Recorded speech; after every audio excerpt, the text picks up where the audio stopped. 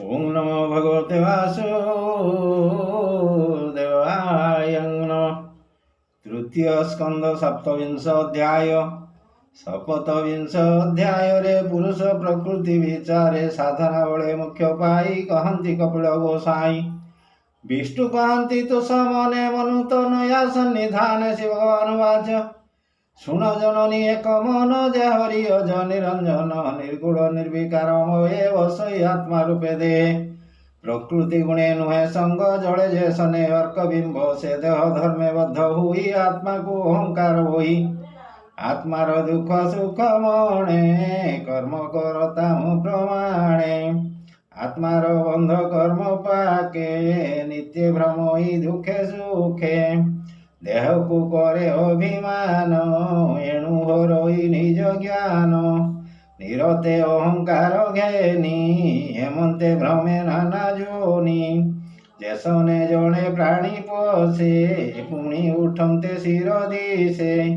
जन्म मरण एही मते अर्जिला कर्म रोवायते। आत्मार कर्म फल घेनी जीव भ्रमई नाना जोनी। अज्ञाने घोर संसारे जीव भ्रमई अहंकारे। दुख लभई बारे बारे आत्मार गति न विचारे। स्वप्ने अनर्थ जेते देखी नाना प्रपंचे उपलक्षी। देखते मणे ता प्रत्यक्ष जेने जागरे हुए मिछ। ए रूपे जीवर संचार हेमंत माया हे संसार। ए जीव मोहित अज्ञाने ए रूपे पड़ई बंधने। एणु संयम चित्त करी विषय विषरु धरी। भक्ति विरक्ति जोग बड़े मन को वश करी हेले। नियमे स्थापी सुनिश्चले छाड़ी इंद्रिय संग मेले। विष्णु विषय मन धरी साधिव शरीर पाशोरी। जत्न साधिव जोग तप सत्य शौच श्रद्धा कल्प। मोहर गुण कर्म जस श्रवणे हुई रस। सकल जीव निज प्राय समय देखिव विष्णु मोहे। प्राणी हिते थिव नित्य चंचल इंद्रिय संजते। ईश्वर स्थापी कर्म फल स्वधर्म साधिव निश्चल। प्रथम आश्रम रमते स्वधर्म मौन सत्य जूते। करी छाड़िव गृह स्नेह जे ओंकार माया मोह। आरे भल मंद नाही जेवा मिलिव जहा जही। अल्प भोजने मन तोषी एकांत स्थाने नित्य बसी। करुण शांत शिष्ट गुण सकल भूते मित्रपण। सुहृद सुत गृह नारी ए देहे ममता न करी। प्रकृति पुरुष विचार ज्ञानर तत्व अवधार। तेने निवृत्त बुद्धि भाव जाग्रत स्वप्न आदि भाव। अन्य दर्शन तार नाही आत्मा रे आत्मा को देखोई। चक्षुर अर्के अर्क प्राये देखोई सर्व ब्रह्ममये।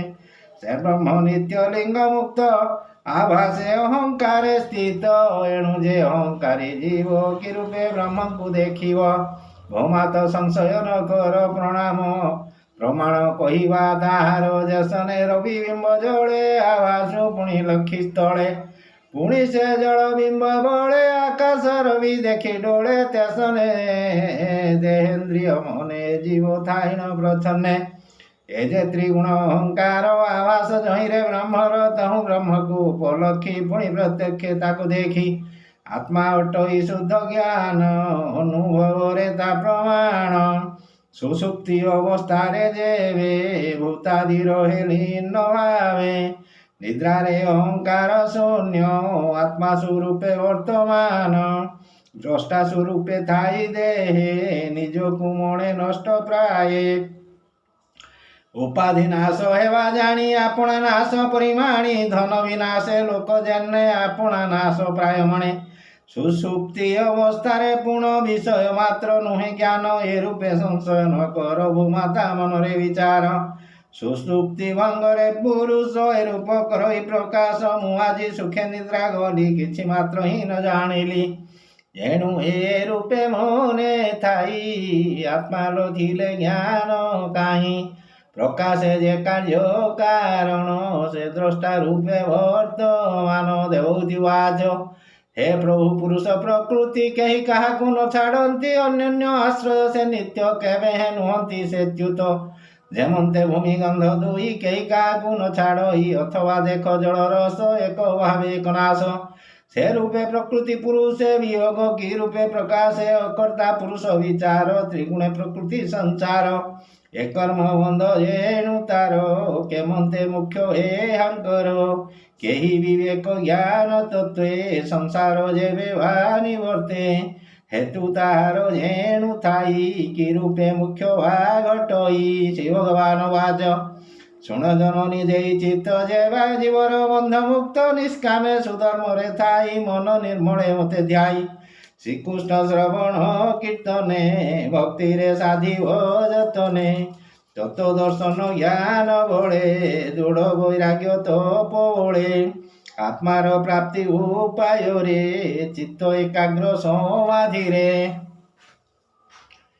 ये सर्व प्रकार साधन खंड जीवर बंधन प्रकृति अल्प अल्प हुई पुरुष संग तेज हुई जैसन अरणीरु अग्नि जनमिद होई अरणी प्रकृति भोग शेष हेले ताहार दोष दिशे भले काटिन सबु बंध पास आनंदे विहरे पुरुष जैसने स्वप्ने अनर्थ का जागिले होई सत्य तैसने संसार दिशई माया ताकु न लागई बहुत जन्म भाग्य भोले आध्यात्म ज्ञान हुए काले ये रूपे आत्मा राम मुनि ब्रह्म लोक को तुच्छ मणि मो भक्त हुई मो प्रसादे आत्मा को जाने प्रमादे कैवल्य धाम मो आश्रय लभे मो कति आदि श्रेय लिंग शरीर नाश जाई आउले उठी न आसई जार चित्त जुग थान माया रे नोई विभ्रम से आत्य तिकी गति पाई जही रे मृत्यु होय नाही मैत्रेय विदुर अग्रते बहु साधन जुग मते कहले कपिलंक वाणी शुणी संसार उतर प्राणी